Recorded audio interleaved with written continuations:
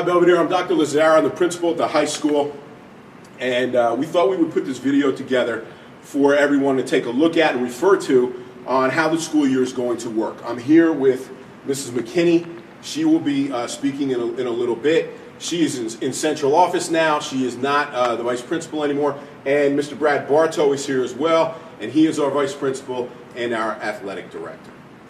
So please refer to our website, belvideresd.org, for our reopening plan. As you'll see, we will continue to upload documents here, but I'm going to speak about our in-person instruction and expectations at the high school. So synchronous versus asynchronous, what is that? Synchronous refers to the time in which a student is engaged in live instruction. For example, a Google Meet, or is in the classroom. Asynchronous refers to the time in which a student is spending working independently and not necessarily in school. Here's what our block schedule will look like. At 7:43 will be our homeroom, and this is for students that are attending in person. And then we will run through our schedule. Our first class starts at 7:55, and then we follow our schedule, and we're out by 12 o'clock every day. The high school students will be following a rotating block schedule, A, B, C, and D, and then here are the A periods, B periods, C day periods, and D day periods. Masks must be worn at all times during when you're in the building. You have to have your mask on. It's recommended that students bring a water bottle, as the fountains are not available, but the bottle filling stations will still be operational. No access to lockers. There will be no access to lockers. Attendance during in-person learning will be taken by the teacher at the start of each class. Chromebooks, you have to bring your Chromebooks to school, very important, and then you have to take them home each day. So your Chromebook is going to be very important to you. Lunch will be served as a grab and go. So Mr. Bartow will tell the students more about that when they're here, but we will offer a pickup at the end of the day, grab and go. And then Google Classroom is kind of like our primary information hub. Announcements and assignments are all posted through Google Classroom, and students are used to that and should be used to that. We use that a lot. We've been using that a lot for a few years now. Grades will be updated weekly. We've had at-length conversations with our teachers about this.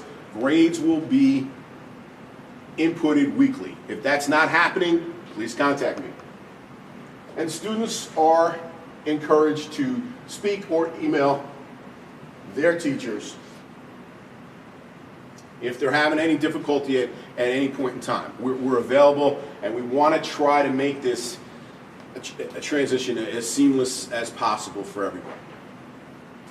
So let's talk about our virtual learning experience. So we already went over the synchronous and asynchronous and what our classes will look like. So virtual students, they need to check into their classes. So they have to go in through Genesis, and attendance will be taken for students at home through Genesis. And Ms. McKinney will go over that in a little bit when she comes up here to talk about how students are marking their attendance. Students log in with virtual meets with his or her teacher at the designated login time and must remain on the meet during the session. If a student does not log in at a designated time, they'll be considered absent for that class. Students must participate in Google Meets using the camera, the microphone, or chat. So that's the expectation of being virtual. Students are to complete lessons and assignments by the assigned due date and contact their teacher with any questions or concerns. Students should stay alert, focused, and free of distractions during the meets and work time, It also helps if you can set up a dedicated workspace for them to keep their work, their computer, and their school supplies. Again, Google Classroom will be used as a primary information hub. Announcements and assignments will be put on through there. Grades updated weekly. We want grades to be updated weekly. The same coursework and same opportunities will be provided to students as to ensure that quality instruction is equitable. And then we talked about lunch being served as grab and go. So a little more on the expectations of virtual instruction. We expect our students to be logged on with their microphones on, with their cameras on, and ready to learn. And appropriate. So not with no shirt on, laying in bed, or things like that. They can be in their rooms, of course, but we expect them to be appropriate as if they were attending class here at Belvidere High School. Morning, everybody.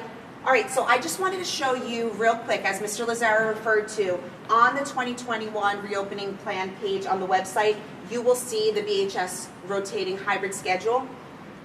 It is confusing. There's no doubt about it. I can reassure you, though, that when the kids get started, it's going to be fine. There's a lot of information on here. We urge you to take a look at it, to read through it, just so that your kids get a little bit more comfortable with it. On the first week of school, it is going to be a little different. Tuesday and Wednesday, the Scarlet Group is going to be coming to school, and on Thursday and Friday, the White Group is going to be coming to school, just so they can get accustomed to their classes and how everything is going to run. The following week is when we're going to be starting our 3-2 schedule, where I believe it's the Scarlet Group will come 2 days, and then the White Group will come 3 days, and then they'll switch over, and you can see that right on here. What I do want to talk about for the kids is when they are virtual, so hybrid kids, when you're home on your hybrid days, and virtual learning kids, you are going to check in through Genesis. This is something new that we're doing this year. What's going to happen is you're going to log into Genesis. You're going to then locate the check-in button, which they don't have it ready to go right now, but it is literally going to be right here above your schedule. It will say class check-in. You just click on that, and then there's another thing that says class check-in in the drop-down box. You click that and you submit that. That will capture your attendance for that particular class. You will then be checked in. Please remember, though, if you check in and are not present for Google Meets or anything that your teacher has scheduled for that class period, your attendance will be changed to absent. So be very careful with that, okay? And I think... So let me just show you a quick example of what a student screen will look like. Students, when you log into your student portal, you'll see this summary screen. Right here above your schedule is where the check-in will pop in. So if you are at home or you are a virtual student, that's where you're going to check in for your class. Just take a look up here. You'll see for hybrid students, you'll see if you are in school on a specific day or if you are virtual. Virtual students, the little computer and it'll say virtual will pop up every day of the week. So it's a good thing to keep an eye on.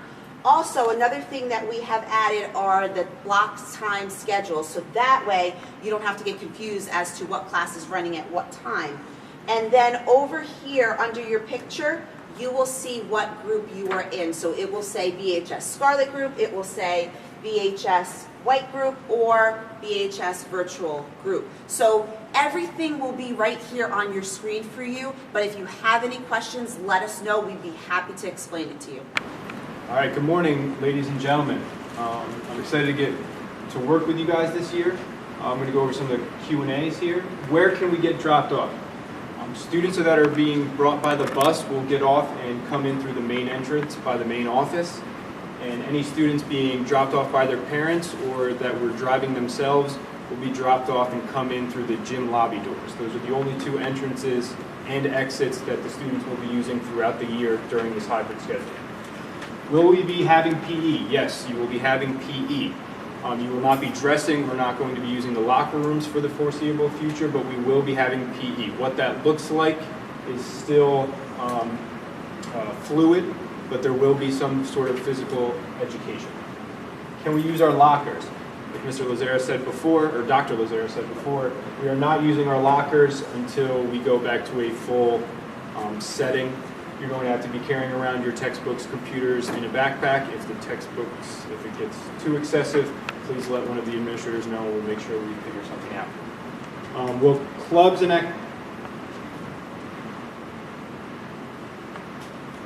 clubs be able to meet and plan activities? Yes, we are going to try to do as many things as we possibly can.